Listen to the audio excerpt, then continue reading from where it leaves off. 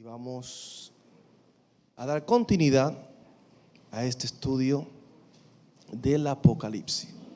Estamos en el capítulo 1, verso 9. Ese fue el último verso y tocamos una parte del mismo. En esta hermosa hora vamos a dar lectura a este verso. Y los hermanos haciendo sus apuntes, amado, siempre manténgase ahí haciendo los apuntes. Qué bueno es el Señor. 1:9. Leemos para gloria del Padre, Hijo y Espíritu Santo. Amén. Yo, Juan, vuestro hermano y copartícipe vuestro en la tribulación, en el reino y en la paciencia de Jesucristo, estaba en la isla llamada Patmos por causa de la palabra de Dios y el testimonio de Jesucristo. Dice el verso 10: yo estaba en el Espíritu en el día del Señor y oí detrás de mí una gran voz como de trompeta. Señor, gracias por tu palabra. Gracias, mi Dios, porque tu palabra son espíritu y vida. En esta hermosa hora te pedimos que tú nos permitas, Señor, compartir esta palabra, esta enseñanza con amor, con sabiduría, Dios mío, y que podamos edificarnos, Padre, para tu gloria. En el nombre de Jesús, en tus manos estamos, Señor. Amén y amén.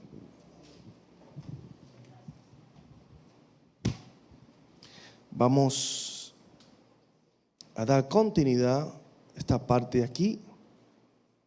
Apocalipsis 1:9 estuvimos hablando acerca de donde la Biblia, Juan, se presenta como hermano y copartícipe en vuestras tribulaciones.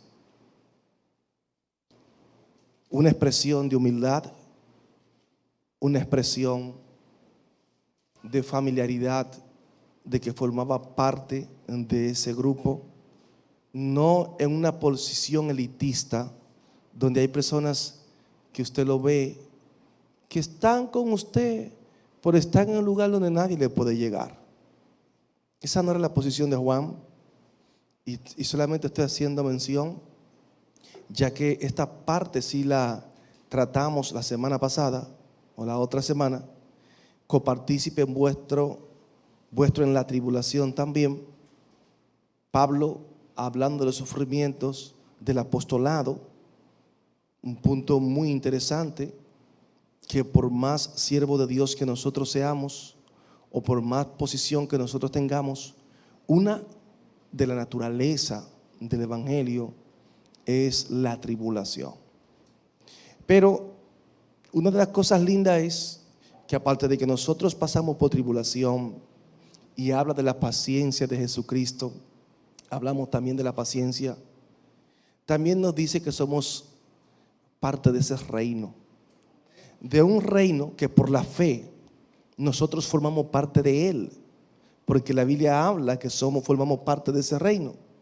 Y en su plena manifestación, cuando el Señor venga en su segunda venida, va a establecer un reino milenial donde usted y yo vamos a formar parte a plenitud de ese reino.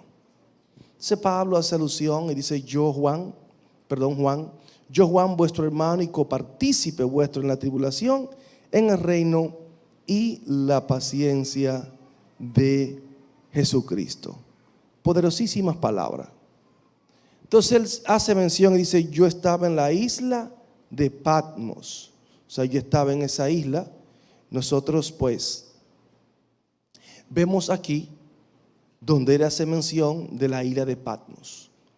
Una isla donde dice la historia que en la época de Juan los romanos tomaban a los presos políticos, a los delincuentes, y lo mandaba a esa isla. Lo mandaba a esa isla, una isla con característica de origen volcánico, con muy poca vegetación y un suelo pedregoso. Entonces, a Juan lo envían allí, a la isla de Patmos. Y lo más impactante de todo esto es que él no era un delincuente. Por eso ustedes ven que él aclara el por qué él fue a esa isla. Porque si allí los romanos mandaban a los delincuentes, a los presos políticos, entonces ¿por qué Juan está siendo enviado allí? Y esto es algo que hay que ponerle mucha atención. Entonces, Patmos, esta isla situada a unos 35 kilómetros de Éfeso, 35 kilómetros de Éfeso. Y este Juan no fue de manera voluntaria allí, lo mandaron allí. Él estaba en esa isla cuando él recibe la revelación. Patmos no era una isla muy grande, unos 12 kilómetros de largo por 7 de ancho y unos 24 kilómetros así en esfera completa. O sea que no era una isla gigantesca, era una isla. Pues allí estaba Pablo, allí estaba Juan. Y ustedes saben que la historia nos habla que no es solamente que lo llevaron allí y lo pusieron. Antes de mandarlo a ese lugar, quiero decirle a ustedes que la historia habla de un hecho sobre el apóstol Juan.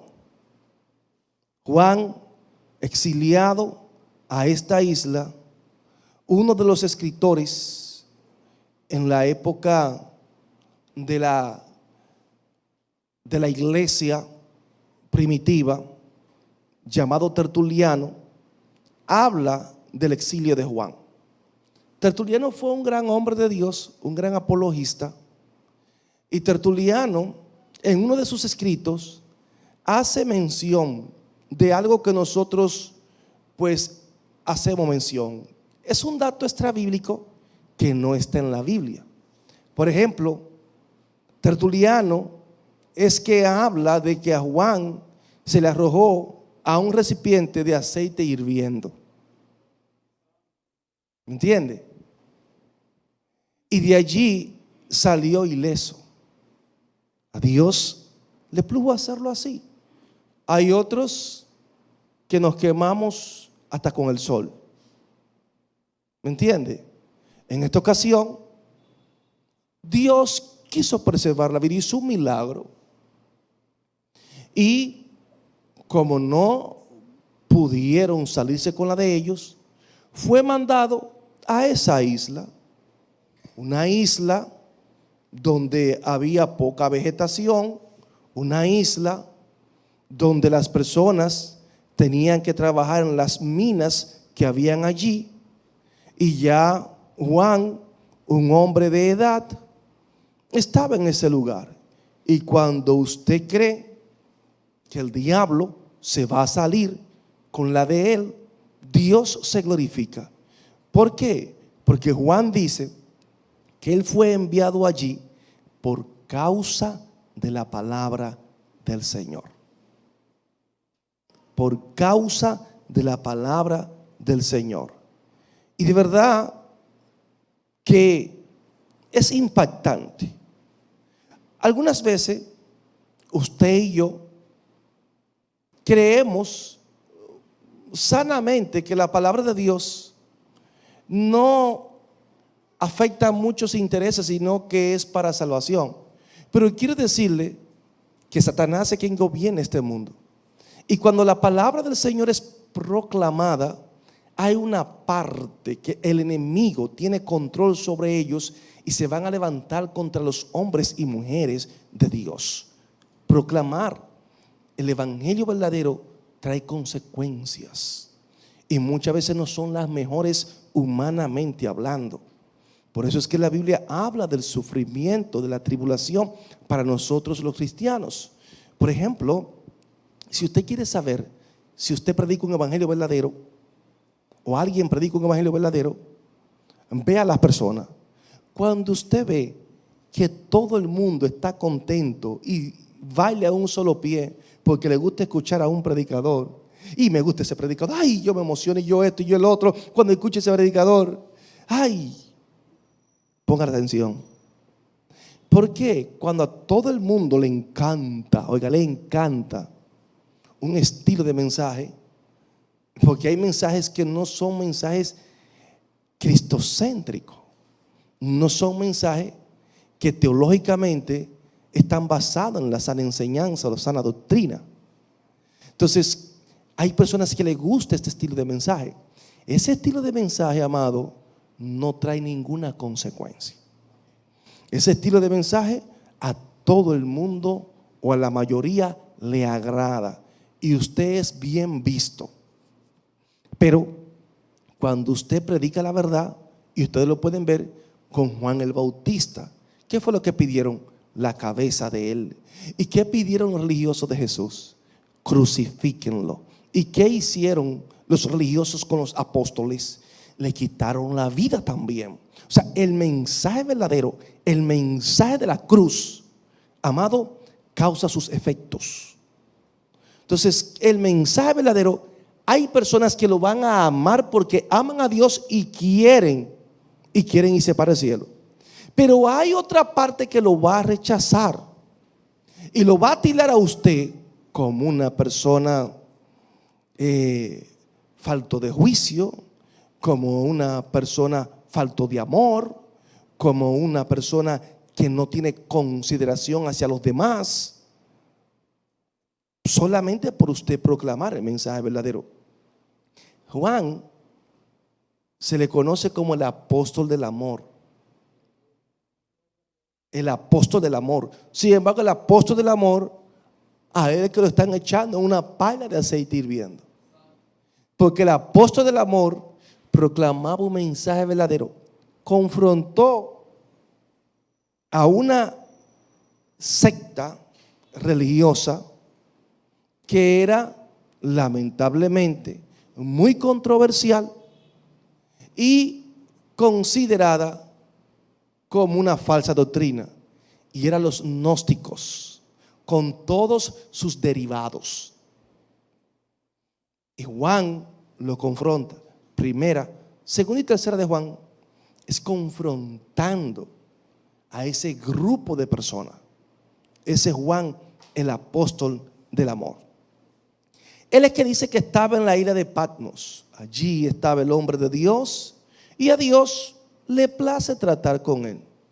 Una situación bien difícil, pero él, como dice, estaba allí por causa de la palabra de Dios y del testimonio de Jesucristo. O sea, yo no soy un criminal, no, yo no soy un preso político, yo estoy aquí por causa de la palabra del Señor. Y entiendo que los romanos vieron a Juan posiblemente como una amenaza. ¿Me entiende? Una amenaza porque los romanos, cuando alguien se levantaba con un mensaje, estaban ya esquivos allí.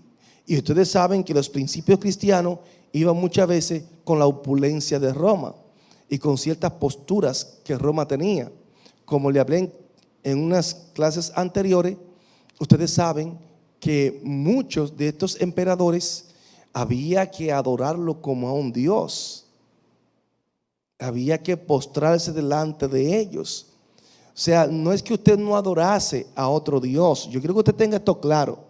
O sea, el emperador era considerado un dios y usted tenía que adorarlo, aunque usted adorase a otro dios. Porque ustedes saben que los romanos eran politeístas. Cuando hablo politeísta, es un grupo de personas que adoran a diferentes dioses, diferentes deidades. Bien, entonces los romanos eran politeístas. En este caso, yo sé que Juan se veía como una amenaza porque posiblemente en su mensaje hablaba de adorar a un solo Dios. Y como los cristianos no se postraban ante el emperador o la estatua del emperador, Porque donde había una estatua había que venerarla. Había que venerarla. Ustedes ven que las personas se persignan. Lo hacen así, ¿verdad? Según la historia, esta fue una forma de identificar a los cristianos para así meterlo preso. Cuando estaban ante una estatua, todo el mundo rendía adoración y se persignaba. Entonces los cristianos, si cruzaban por donde estaba una estatua, seguían igual y no hacían nada. Ya sabían que ese era un rebelde. Se había levantado contra el sistema. ¿Entienden? Ustedes ven las personas que lo hacen sanamente. Cuando van a la iglesia católica y todo esto, lo hacen en una actitud. Pero ese es el fruto de la ignorancia. ¿Entienden? El fruto de la ignorancia. Entonces, vemos aquí a Pablo en la isla de Patmos y Dios tratando poderosamente con él. Todo por causa de la palabra del Señor. Por ser cristiano. Fue Juan desterrado, increíble, amado. Por ser cristiano, Juan fue llevado allí. Por ser cristiano. O sea que usted y yo no podemos sorprendernos cuando hay personas que toman decisiones de manera injusta y hasta nos calumnian y hablan mal de nosotros. Eso es lo menos que pueden hacer. Pero gloria al Señor por la proclamación del Evangelio y por el compromiso de la palabra del Señor. Y eso es lo bueno. Ese mensaje siempre tiene que llegar a las personas. Por eso el apóstol Pablo le llama la palabra de la cruz. La palabra de la cruz. Así le llama. Algunas veces nosotros no queremos mencionar la palabra cruz, pero en el aspecto físico o material nosotros sabemos lo que significa la cruz, que era símbolo de maldición. Pero alegóricamente hablando, cuando Cristo muere en una cruz, esto pues trae un mensaje de redención para la humanidad. El evangelio de la cruz. No lo malinterprete usted como el evangelio de la maldición. No, porque la cruz se convierte ahora en bendición para nosotros. Porque Él fue que se hizo maldición para bendecirnos a nosotros. Entonces las personas malinterpretan y creen que tenemos que adorar la cruz. Cuando se habla de la cruz de Cristo, estamos hablando de la crucifixión, pero no es a la cruz de Cristo que tenemos que adorar. ¿Me entiende? Es al Cristo de la cruz, a ese que tenemos que adorar. Entonces las personas muchas veces tergiversan o malinterpretan. Entonces Pablo habla de la palabra de la cruz, la doctrina de la cruz. Y es para que podamos entender la obra de redención por toda la humanidad. Así que este es un punto que está bien claro, y es un punto que todos nosotros como cristianos, muchas veces aún no nos gusta hablar de estas verdades bíblicas. Dense cuenta que hay muchas opiniones humanas y pensamientos humanos que tuercen el mensaje de la cruz. Por ejemplo, el evangelio centrado en la cruz, que es símbolo de sufrimiento, de dolor, de tribulación, de compromiso, de abnegación. Eso es lo que significa la cruz. Dese cuenta que ese evangelio hay muchos que no lo quieren predicar. Evangelio de prosperidad, de bendición, de que tú vas a hacer esto, de que tú vas a hacer aquello, de que tú vas por las naciones. Ese es el evangelio que nosotros muchas veces escuchamos predicar. Y habla es por la palabra de Dios, o sea, la revelación que él estaba recibiendo, la palabra del Señor. O sea, Dios siempre nos va a dar a nosotros es su palabra, porque allí es que hay vida. y por el testimonio de Jesucristo, que usted y yo también somos instrumentos y somos parte de ese testimonio. Amén. Así que vamos a glorificar a Dios cada día, por la obra que Dios ha hecho con nosotros. Por eso el Señor nos encomienda que vayamos y que prediquemos el evangelio a toda criatura, bautizándolo en el nombre del Padre, del Hijo y del Espíritu Santo, enseñándole todas las cosas que han de venir. Esas son parte de la comisión de la iglesia. Entonces, Juan nos sigue hablando en el verso 10 y dice: yo estaba en el Espíritu en el día del Señor y oí detrás de mí una gran voz como de trompeta, dice él. Yo estaba en el Espíritu.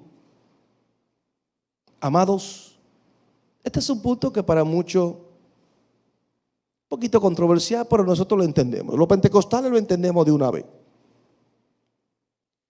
¿Por qué? Prácticamente lo que Pablo está hablando aquí es de una experiencia espiritual bien profunda.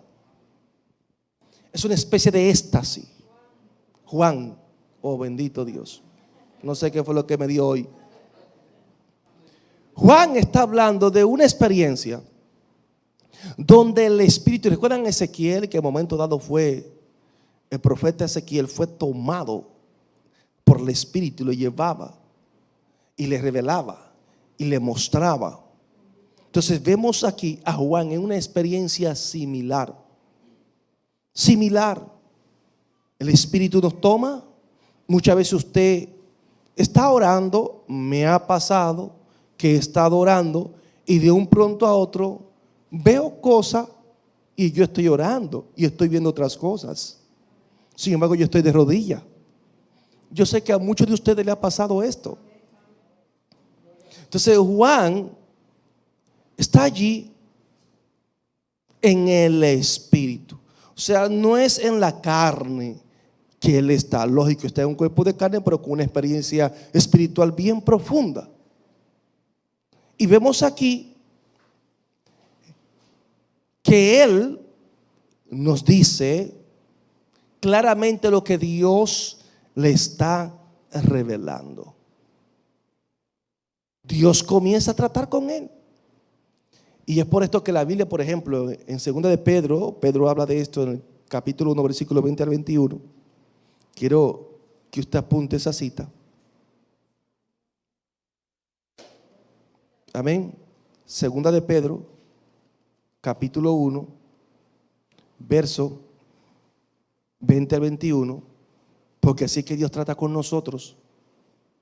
La Biblia dice: entendiendo primero esto, que ninguna profecía de la Escritura es de interpretación privada, porque nunca la profecía fue traída por voluntad humana, sino que los santos hombres de Dios hablaron siendo inspirados ¿por quién? Por el Espíritu Santo. Entonces vemos aquí que el Espíritu es que está llevándolo a él a una profundidad espiritual para revelar, para que él entienda cosas que en la carne muchas veces no la podemos entender. Y esta palabra que acabamos de leer me gusta mucho, porque dice que ninguna profecía de la Escritura es de interpretación privada. O sea, eso no es mío, no es como yo piense, sino como la misma revelación o iluminación de la palabra nos quiere dar a entender. Porque la Biblia, la mejor exégesis bíblica es aquella, amado, que es aplicada con la misma Biblia. Esta es la mejor hermenéutica que nosotros podemos aplicar cuando la Biblia es su propio intérprete. Y él dice, nunca la profecía fue traída ¿por qué? Por voluntad humana. Aquí no es que Juan dice, yo quiero ver esto, yo quiero ver aquello. No. Es el Espíritu quien está revelando. Y me gusta esto, y yo quiero que los que están aquí me pongan atención, los que me están viendo también. Porque nunca la profecía fue traída por voluntad humana. O sea, ¿Qué quiere decir con esto? Que eso no es que yo siento darte una palabra. La voluntad del hombre no está allí. No, tenga cuidado. Y algunas veces nosotros queremos darle palabra a la gente. Te voy a dar una palabra profética. Eso es antibíblico. ¿Quién es usted para dar palabra profética? ¿Por qué? Porque la profecía no fue traída nunca por voluntad humana. Yo puedo tener la mejor intención de dar una palabra profética a usted, pero es que la profecía no tiene que ver con voluntad humana. Es primeramente con la voluntad del Señor. Y el Señor utiliza su espíritu para revelarnos a nosotros qué es lo que Dios quiere hablar. Y cuando los hombres hablaron, oiga la condición, sino que los santos hombres de Dios hablaron como siendo inspirados por el Espíritu Santo. O sea, si el Espíritu Santo toma mi vida y comienza a tratar conmigo y me inspira, entonces la palabra va a fluir. Ahora hay personas que te dan a entender que ellos están en el Espíritu y te pueden dar la palabra. No, no fui yo. ¿Me entendió? Hay que tener cuidado con esto, iglesia. Mucho cuidado con esto. Que por eso es que el enemigo está haciendo mucho estrago en la vida de muchas personas. Si ustedes ven muchas iglesias con grandes problemas hoy en día, es por las falsas profecías. Personas que se enganchan a pastores, otros que se enganchan a apóstol. Porque me dieron una palabra profética. Y hacen proyectos que muchas veces fácilmente ni Dios le ha dicho nada, no una palabra profética. Eso es así. Y compra un carro sin poder pagarlo por una palabra profética. O sea, hay que tener cuidado. Usted tiene que estar seguro cuando Dios le habló. Y si Dios le dio una palabra, busque la confirmación de esa palabra. No tome decisiones precipitadas. Vea bien cómo fue que Dios a usted le habló. Amén. Así que vamos a tener cuidado. Entonces vemos aquí al hombre de Dios en una revelación bien profunda, bajo la acción del Espíritu Santo, quien es que está capacitando a Juan para esta manifestación. Podemos ver a Isaías, en Isaías, su capítulo 6, verso 1, que Dios también trata con él y le revela a Isaías lo que es la gloria del Señor. Y él expresa y dice: en el año que murió el rey Usía, vi yo al Señor sentado sobre un trono alto y sublime, y sus faldas llenaban el templo.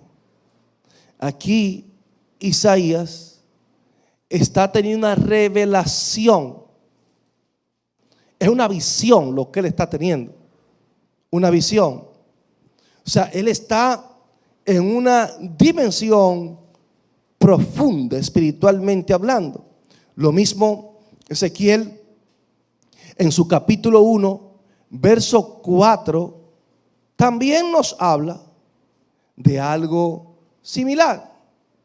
Y él dice en el capítulo 1, verso 4: y miré y aquí venía del norte un viento tempestuoso y una grande nube con un fuego envolvente, y alrededor de él un resplandor, y en medio del fuego algo que parecía como bronce refulgente, y en medio de ella la figura de 4 seres vivientes, y esta era su apariencia. Había en ellos semejanza de hombre. Vemos aquí a este profeta teniendo una visión bien profunda de la gloria de Dios. De la gloria de Dios. Entonces vemos el Espíritu Santo cómo actúa sobre los profetas cuando quiere revelar que usted y yo percibamos cosas del Señor. ¿Quién interviene? El Espíritu de Dios, el Espíritu Santo. Amén. A Dios la gloria. Entonces Juan es quien está recibiendo, Juan es quien está escribiendo bajo la inspiración del Espíritu. Estaba en el Espíritu. Así como también la Biblia nos habla de alguien que tuvo una experiencia muy bonita. En el capítulo 10, verso 10, en Hechos 10:10.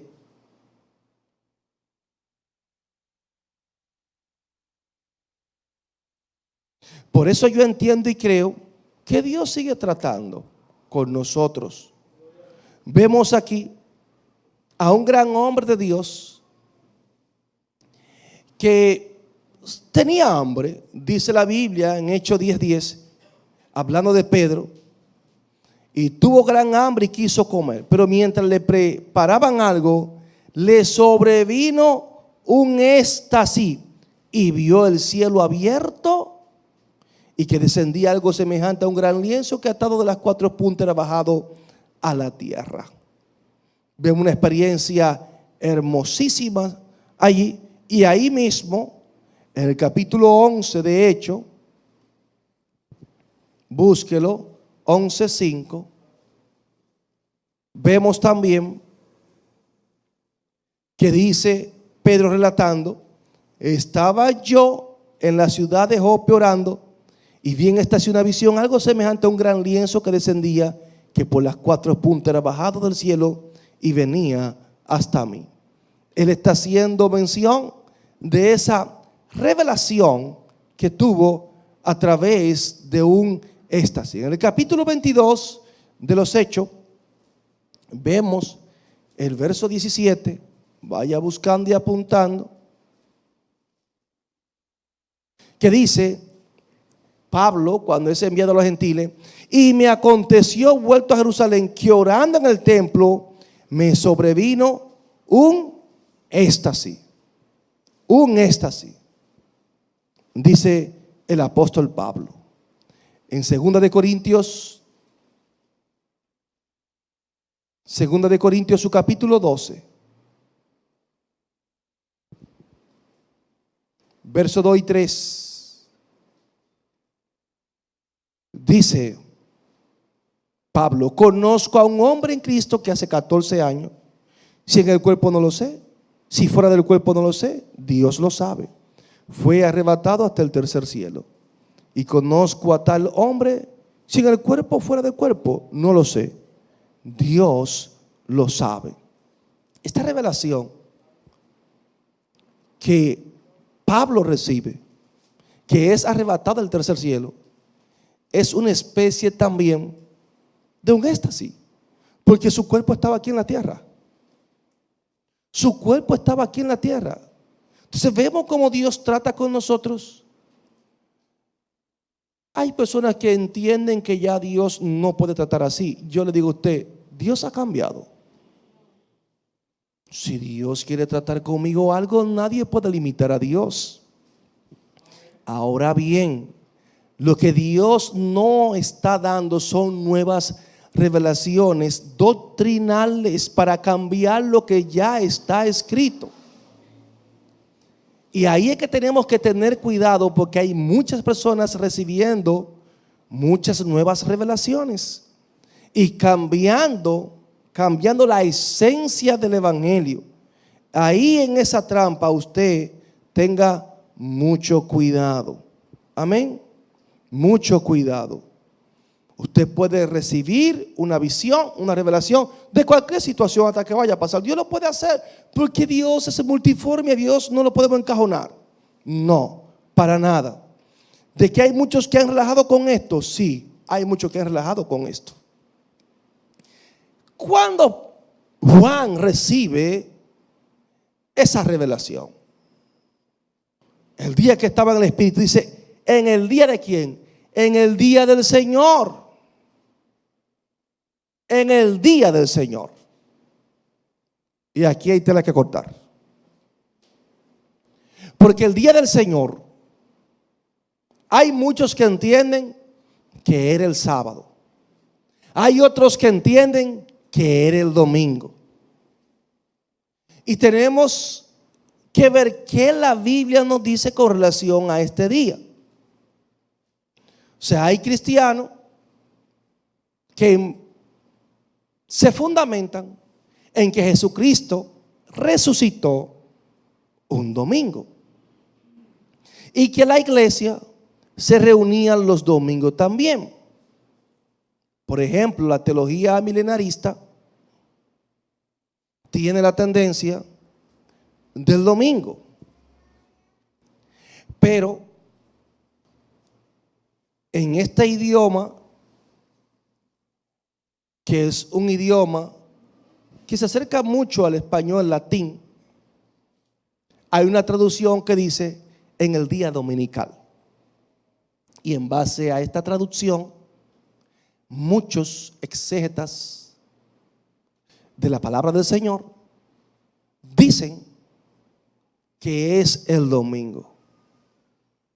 Por ejemplo, los cristianos que se reunían ese día, ellos entienden que Juan, para muchos que entienden que la iglesia como se reunía ese día, Juan está hablando del domingo específicamente y no del día de reposo. Bien, del domingo y no del día de reposo. Y cuando nos vamos entonces a la palabra del Señor, vamos a entender muchas verdades, pero muchas verdades que de verdad vamos a cambiar esa mentalidad de que era el domingo. Por ejemplo, aquí tenemos algunos escritos. Dice alguien que la visión de Juan fue estimulada por el edicto de Domiciano, que insistía en la obligatoriedad de adorar al emperador. Dice que aquí que Juan, con relación a ese totalitarismo que los cristianos estaban obligados a resistir y por tanto iba a provocar una guerra, muerte entre la iglesia y Estado. Bueno, esta partecita aquí, vamos a buscar la que está relacionada con el domingo. Este es un apunte que tengo aquí, el día del Señor. Por ejemplo, hay personas que el día del Señor, la Biblia dice que los cristianos se reunían el primer día de la semana. Eso es lo que nosotros conocemos como domingo, el primer día de la semana. Entonces, en base a esto, nosotros respetamos la postura de los amilenaristas. Esa es la postura de ellos. Como Cristo resucitó victorioso, pues gloria a Dios. Pero quiero decirle también que hay personas que tildan que el domingo es un día idolátrico. Idolátrico. ¿Por qué? Porque se honraba al emperador. Se honraba al emperador y las personas pues sustituyeron. Dese cuenta que los adventistas entienden que ese es un día establecido por el hombre y que no tiene que ver nada con la palabra del Señor, que es prácticamente algo pagano, totalmente pagano. Pero no tiene que ver nada ni con el día del emperador que se adoraba, no tiene que ver nada tampoco ni con el día que se reunían los cristianos. Nosotros nos vamos a ir a la palabra del Señor. Dese cuenta que la Biblia es el mejor intérprete, la Biblia. Tampoco el sábado que nosotros conocemos, el sábado como el día de reposo, tampoco es el sábado, como muchos entienden y dicen que es el sábado. Vamos a ver qué dice la Biblia sobre el día del Señor, lo vamos a explicar ampliamente. Amén. Otros entienden que ese día tenía que ver con el del sol pagano. Bien, tampoco tiene que ver con esto. La Didaché lo llama Día Dominical del Señor. La Didaché era la doctrina de los apóstoles. Es un escrito que no fue canonizado, pero un escrito que tiene muchas enseñanzas muy buenas. Y en la Didaché habla de ese día dominical, que se reunían los domingos. Entonces muchos entienden que ese es el día del Señor, que aunque la Biblia no habla, pero por la resurrección de Jesús, que fue un domingo, ese es el día del Señor. Sin embargo, vamos a ver lo que la Biblia a nosotros nos enseña. Amén. Vámonos a la palabra de Dios y vamos a ver lo que es el día del Señor. El primer día de la semana ya sabemos que era cuando se reunían los cristianos. No voy a dar la cita porque todos la tenemos. Entonces, el día de Yahweh, día del Señor, día de Yahweh, día de Jehová. Y aquí nos vamos. Este día aparece en múltiples ocasiones en el Antiguo Testamento, el día de Yahweh. Y cuando nos vamos a este día, vamos a ver que está relacionado con un momento, una época donde los juicios de Dios van a caer sobre la tierra.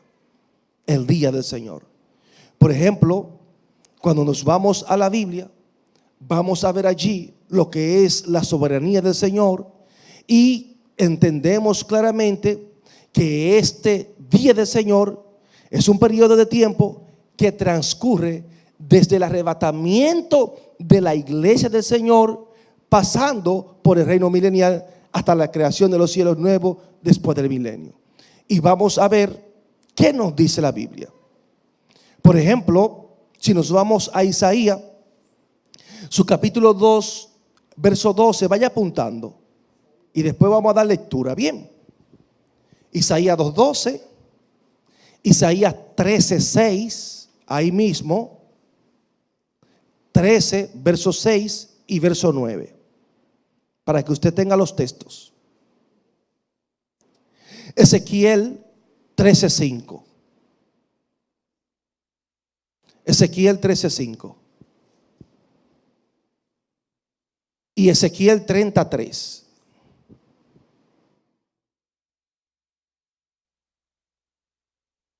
Poderoso es Dios. Joel 1:15. El profeta Joel 1:15, capítulo 2, verso 1, verso 11 y verso 31. Y ahí mismo capítulo 3, verso 14 de Joel.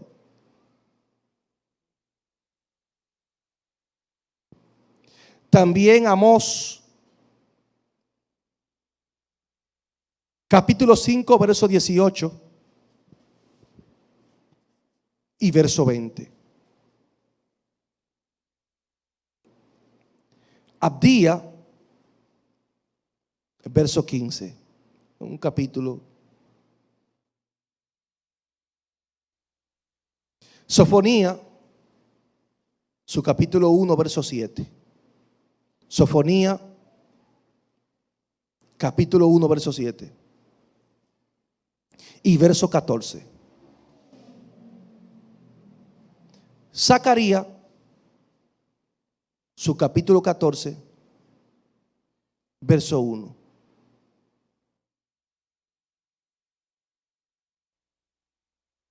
Zacarías 14:1. Malaquías,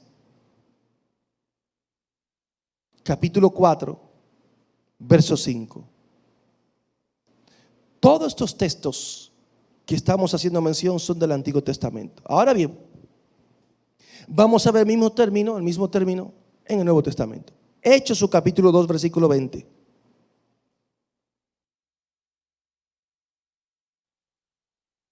Primera Tesalonicense 5:2. Segunda Tesalonicense 2:2.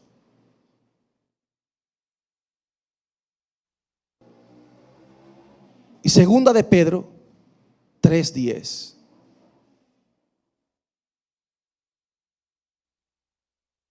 Entonces vamos a leer estos versos. Isaías, su capítulo 2, verso 12. Nos vamos inmediatamente. Ya ustedes tienen los versos ahí. Y dice Isaías: porque día de Jehová de los ejércitos vendrá sobre todo soberbio y altivo, sobre todo enaltecido, y será abatido. Ahí mismo, 13:6, nos vamos.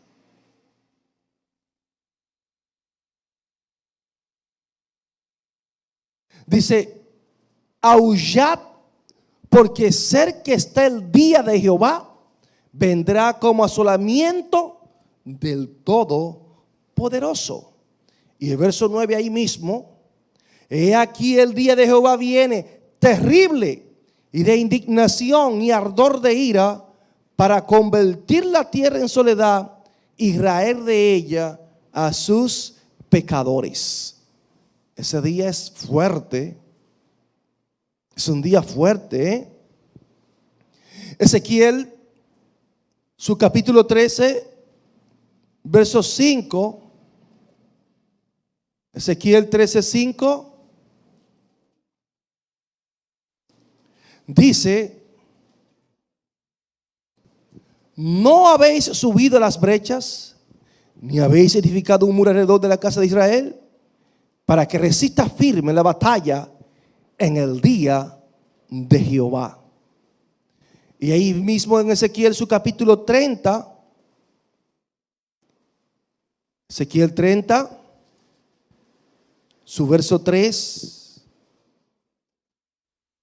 dice: porque cerca está el día de Jehová, día de nublado, día de castigo de las naciones será el día de Jehová. ¿Me entienden? O sea, nos damos cuenta que no tiene que ver nada con el domingo, ni tampoco con el sábado. Es un evento escatológico en el tiempo de Dios, en el Cairo de Dios. Tenemos que tener esto bien, pero bien claro. Joel, profeta Joel, ahí,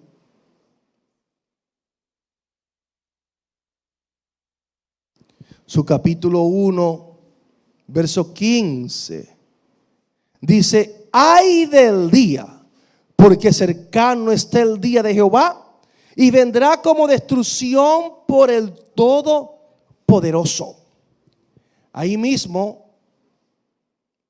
el capítulo 2, verso 1, verso 11 y verso 31. Tocad trompeta en Sión y da alarma en mi santo monte. También los moradores de la tierra, porque viene el día de Jehová, porque está cercano. Verso 11. Y Jehová dará su orden delante de su ejército, porque muy grande es su campamento, fuerte es el que ejecuta su orden, porque grande es el día de Jehová y muy terrible. ¿Quién podrá soportarlo? Y dice el verso 31: el sol se convertirá en tinieblas y la luna en sangre antes que venga el día grande y espantoso de Jehová. Todo está bien por ahora, amado, pero ay, Señor, la gente se está relajando con Dios. Ahí mismo nos vamos con el 3:14. Muchos pueblos en el valle de la decisión, porque cercano está el día de Jehová en el valle de la decisión. Qué bueno es el Señor. A Dios sea la gloria. Seguimos. Dice Amós 5:18. Amós 5:18.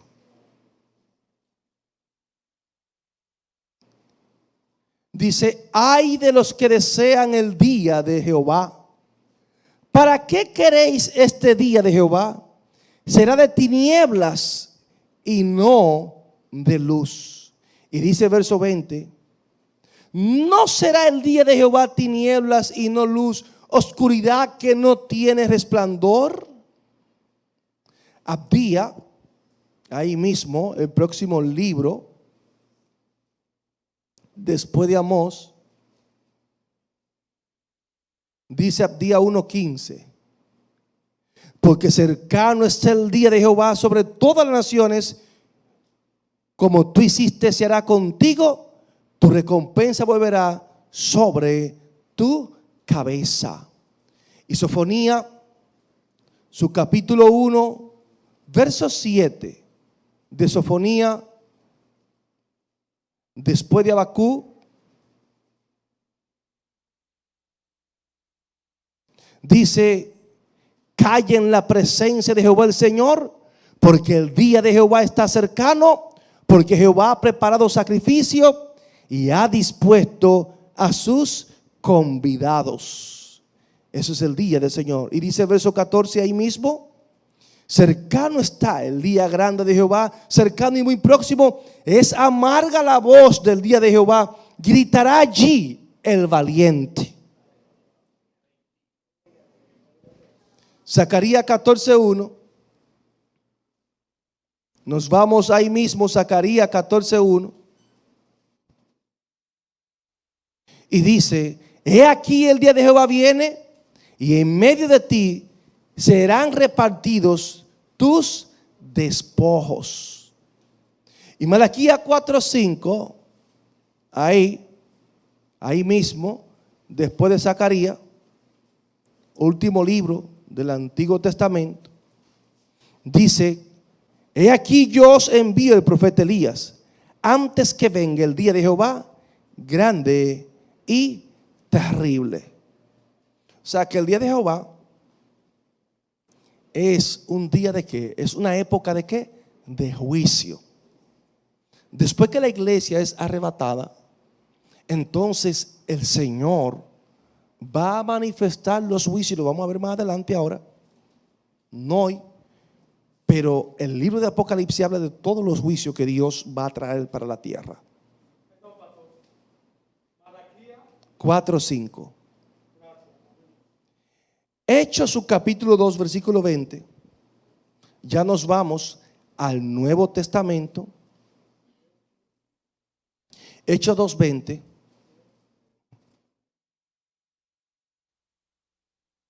Dice la Biblia: el sol se convertirá en tinieblas y la luna en sangre antes que venga el día del Señor grande y manifiesto. Primera Tesalonicenses 5:2 dice: porque vosotros sabéis perfectamente que el día del Señor vendrá así como ladrón en la noche. Como ladrón en la noche. Y segunda Tesalonicenses 2:2 dice: porque no os dejéis mover fácilmente de vuestro modo de pensar, ni os conturbéis ni por espíritu, ni por palabra, ni por carta como si fuera nuestra, en el sentido de que el día del Señor está cerca. Está cerca. Segunda de Pedro 3:10. Segunda de Pedro 3:10 dice: pero el día del Señor vendrá como ladrón en la noche, en el cual los cielos pasarán con gran estruendo y los elementos ardiendo serán deshechos, y la tierra y las obras que en ella hay serán quemadas. ¿Saben qué dicen mucho? Que eso es algo simbólico, que es una especie de alegoría. Los testigos de Jehová dicen: no, eso no es literal que va a pasar. No puede haber una destrucción así, dicen ellos. Pero es claro, el día del Señor vendrá como ladrón en la noche, en el cual los cielos pasarán con grandes estruendos y los elementos ardiendo serán deshechos, y la tierra y las obras que en ella hay serán quemadas. Amados, son realidades que alguna vez usted y yo las queremos ignorar. El día del Señor también, vemos también que es llamado el día de Jesucristo. Si nos vamos a 1 Corintios 1:8, 1 Corintios 1:8 dice la Biblia: el cual también os confirmará hasta el fin, para que seáis irreprensibles en el día de nuestro Señor Jesucristo. En el día de nuestro Señor Jesucristo. Y ahí mismo nos vamos a capítulo 3 de Primera de Corintios. Capítulo 3, verso 13. Dice: la obra de cada uno será manifiesta, porque el día la declarará, pues por el fuego será revelada, y la obra de cada uno, cual sea, el fuego la probará. El fuego la va a probar. Y dice el capítulo 5, versículo 5, ahí mismo de Primera de Corintios 5:5. Dice: el tal se ha entregado a Satanás para destrucción de la carne, a fin de que el espíritu sea salvo en el día del Señor Jesús. Un texto bien controversial este. No quiero entrar ahora en detalle. Amén. Segunda de Corintios 1:14. Segunda de Corintios 1:14. Como también en parte habéis entendido que somos vuestra gloria, así como también vosotros la nuestra, para el día del Señor Jesús. El día del Señor Jesús. Apunte Filipenses 1:6 ahí.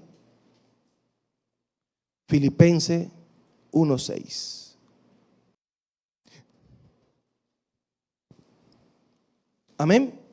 Estando persuadido de esto, que el que comenzó en vosotros la buena obra la perfeccionará hasta el día de Jesucristo.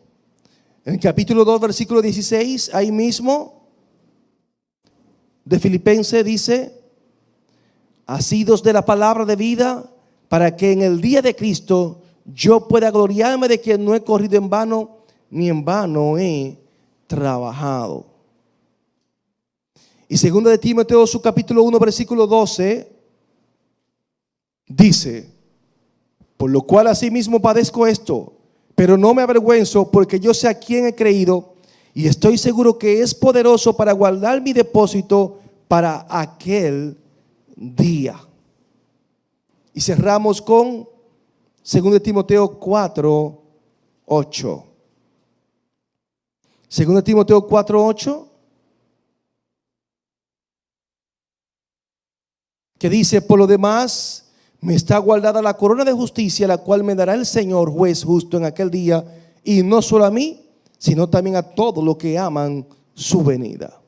Vemos aquí, amados, la relación que hay con el día del Señor, el día de Jehová, el día de Jesucristo.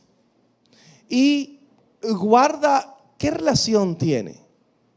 Que habla de acontecimientos escatológicos para la iglesia.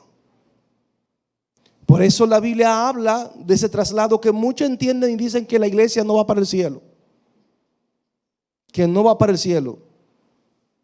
Sin embargo, Primera Tesalonicenses, su capítulo 4, versículo 16 al 17, lo pueden buscar. ¿Lo tienen?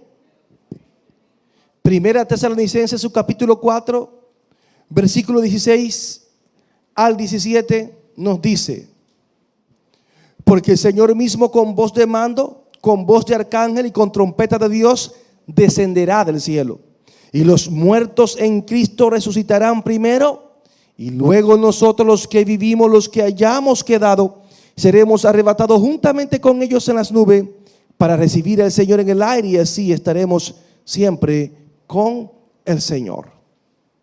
Vemos aquí el encuentro de la iglesia con nuestro Señor y Salvador Jesucristo. Entonces, más adelante vamos a ver entonces los juicios de Dios que vienen sobre la tierra. Esa prueba que nos habla Apocalipsis 3:10 y del cual nosotros vamos a ser librados. Con relación a los versos del día del Señor, me faltan muchísimos versos. ¿Qué vamos a hacer? Yo se lo voy a dar, no hoy, y usted lo va a apuntar y después lo va a estudiar.